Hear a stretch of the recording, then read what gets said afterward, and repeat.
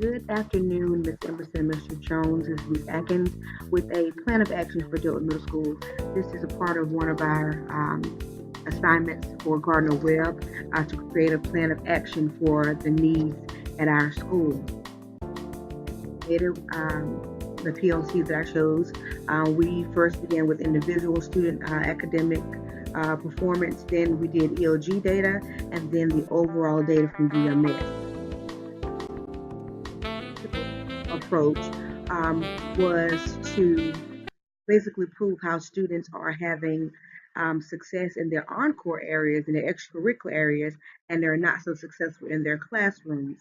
Looking at this data, we pulled STAR Math and STAR Reading, as well as their science classes and ELA classes, as well as their whether or not they were in band course or their or PE. I chose two students from sixth, two from seventh, two from eighth grade. Now we can conclude from this data that the math scores and the reading scores are significantly lower than the elective grades. But as a team, we decided to come up with a plan of action, and we discussed that the data, we found that many students who are succeeding academically are succeeding with their extracurricular, excuse me, are not succeeding so much with their academics. So we felt like there has to be some kind of learning gap or an instructional gap between students who are excelling in these extracurricular activities versus those who are not. And further into the data, we concluded that eighth graders were not even on their reading level. We then looked at the overall growth of Dillon Middle School, and we can see you all know what the data says there. We did not meet expected growth for the past 3 years. Now, looking at the EOG data, we were not making overall growth primarily because of fifth grade scores. Now, sixth grade and seventh grade made consistent growth. However, eighth grade does not make consistent growth. So one of the questions we must ask ourselves from this data, what are the real needs in the classroom? What tools or methods can we use to improve our instruction at Dillon Middle School? And how we know when students are being successful using these methods? Now, I begin by collecting the data from the EVAS as well as NC STAR to get an overall view. We know that Dillon Middle is labeled as low performing for the past couple of years. You see the table, you see the growth estimates. And this year, we predict that Dillon Middle will make growth because we are now deemed a sixth through eighth grade school. After a few days of analyzing the needs assessment alone, I saw that there was a cry in the classroom for engaging students in reading. More than half of the teachers here identified that reading was the biggest struggle in their classroom. And I understand that there is a need in mathematics, reading, science, core areas across the board, but it seemed that students were struggling the most in reading. So if students can't read sufficiently, math problems, science theories are all going to be obsolete because the students are not comprehending. Now, taking a look at some of the questions from the needs assessment, you can see why we came up with the conclusions that we came up with that reading was an issue here at Dillon Middle School as well as some other areas. But just taking a look at the first one here, check the areas you feel students are having the most difficulty with your classroom. Reading is the top one. That is the top um, answer on this needs assessment. How many years have you been teaching? As we can see from our graphic organizer here, a lot of teachers are beginning teachers. This is a very eye-opening factor. And the question we must ask ourselves is, can this be linked to some of the underachievement in instruction at DMS? And yes, I would most certainly think so. If you have so many beginning teachers, and looking more and further into the results, you see that there's such a need for help in instructional practices, help in motivating students. Not that veteran teachers have it all together, but these things they've kind of figured out how to do. And if you have a lot of beginning teachers, this most certainly is going to be a factor. Another question that was asked, why do you feel we are making growth at DMS? I'm not going to read all of these. There were over 30 responses, and I can attach them, or either if you, by request, if you need them, I will attach those, the answers in totality. But classroom management, Students are not listening, so they can't learn. Teachers need to have workshops that can enhance their specific areas. There's a lack of discipline or student motivation. Students are not engaged. Behavior prevents staff from being able to teach. Teachers struggle majority with engaging students. Um, so wherever there was an answer, those factors kept coming up.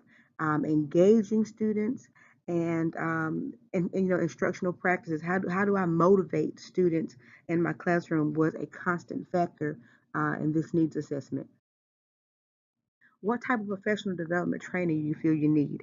Discipline was one of the top, as well as subject specific. So I need professional development in actually teaching my own area. I need professional development in discipline. So what? We have to come to some type of agreement to help teachers instruct and help students learn here at Dillon Middle.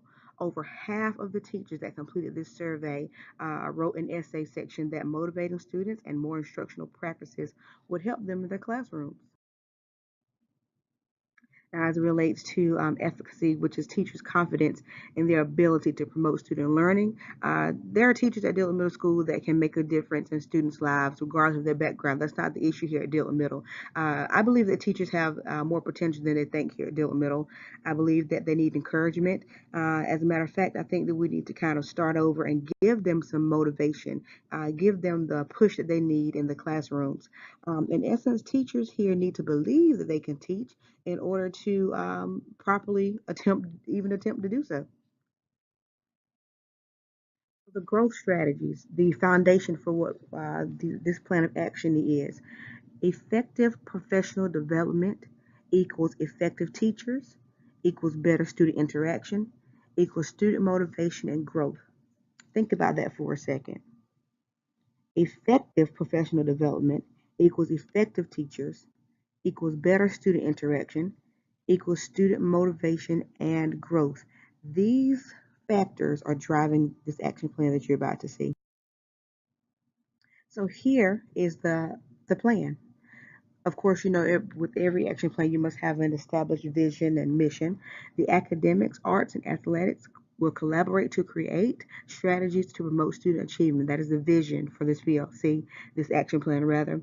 Through this plan of action, students will be well rounded. They will show success in core and encore areas. We begin to tell you about our first approach, which was, the learning gap between the students' extracurricular activities, their encore activities versus their academic areas. What is happening in those encore classes and those extracurricular activities that we need to push in our regular classes?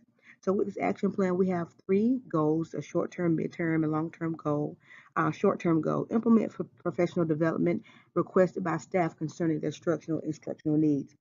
There was a major cry from staff in this needs assessment that said, "Hey, I need professional development on this. Let's find out what those needs are and have professional development where teachers feel they need the area."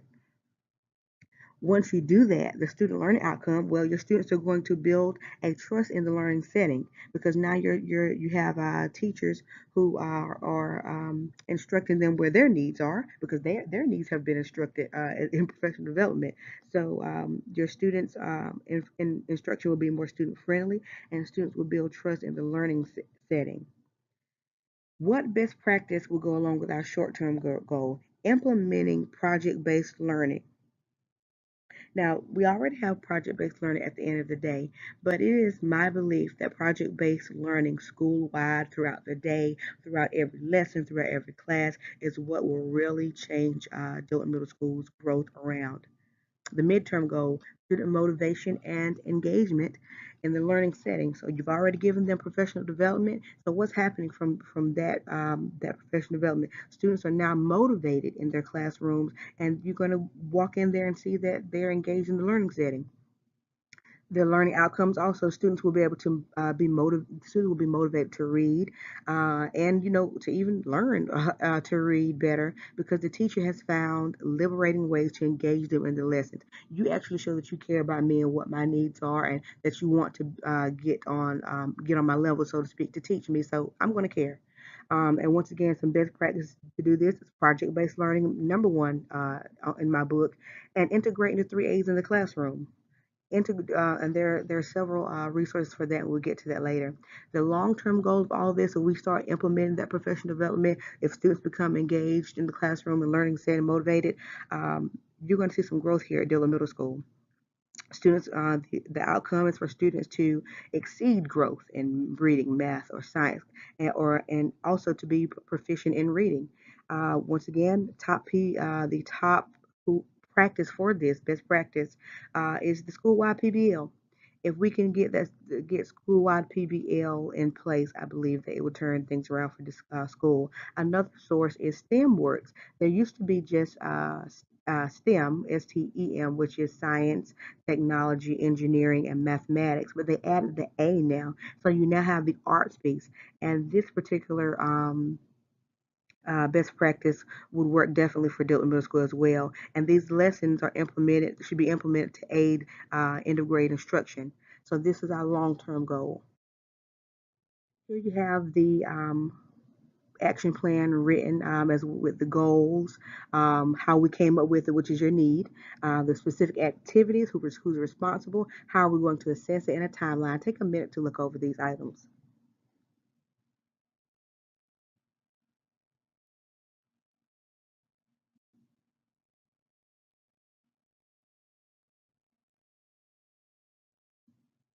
First goal, professional development. Instructional needs and implementing strategies in the classroom. The need that we saw that allowed us to come up with this goal. Students lack motivation and engagement in the classroom. Through this needs assessment, teachers expressed their need for instructional strategies. So here we go. First activity, let's meet with the staff and clarify what instructional needs and strategies they want specifically addressed. Let's set up a calendar of professional development and begin with the first development on March 20th. If we could do that. These dates can be amended, but just to give us a timeline. Implement at least one of those best practice strategies in your classroom that you have been trained on. You see the responsible parties for doing so. The assessment, something that we need to do more of, and I know you guys haven't been able to do much of because you're dealing with other issues, is walkthroughs. If I have to be the one responsible for that, that is something I'm willing to do. We need to walk through and let's see if the teachers are holding up their end of the bargain. Are they implementing these strategies in their classrooms and their learning setting?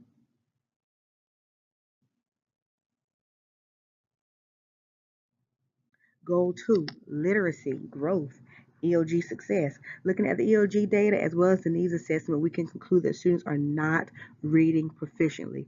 All subjects require students to read and comprehend, so we must take steps to ensure that students can read coherently.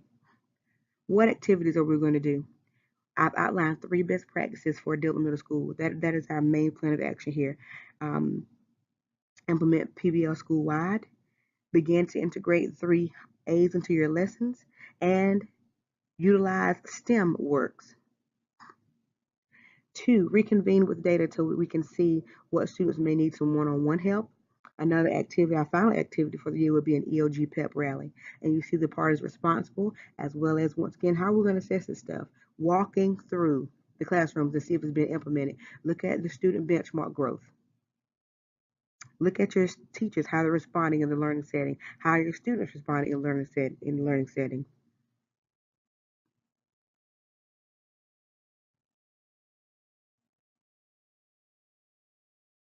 If we strategically plan staff development that teachers have requested, it is my belief and my PLC's vision that students will be more successful in reading. Success in reading will permeate through the other subject areas and will lead to the growth here at Dillon Middle School. Through this research that I have done, teachers should use these best practices, and students will demonstrate better comprehension skills. Teachers have been given these best practices to implement in their classrooms, and therefore their learning environment. Solomon says, students get bored when they are not challenged. And we know that to be a factor. As a matter of fact, that was some of the comments in the needs assessment.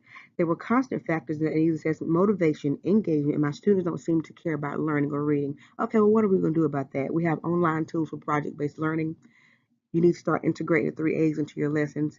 STEM Works, which is an online tool, and even for our beginning teachers, there's something called the education closet that I researched. So Writing lesson plans may be a problem for some of our staff members. So the education closet has lesson plans already written for you on any subject, and it includes PBL or some type of 3A integration. Academic achievement is at its best when there's a curriculum that is arts rich and creative.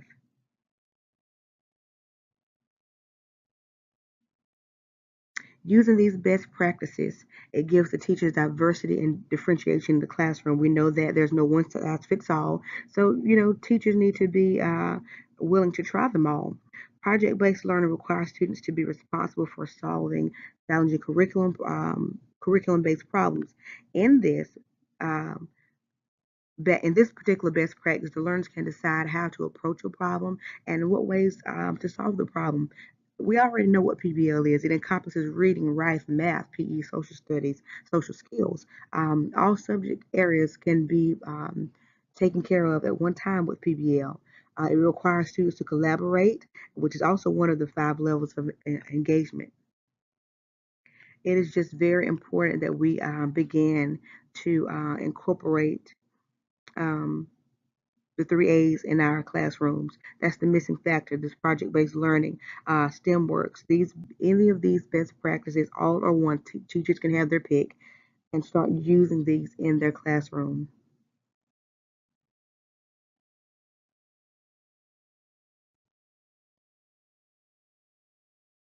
Now, establishing our shared vision of learning here, we need to first begin with the vision of Dillard Middle School, which is engaging and growing and preparing students for success.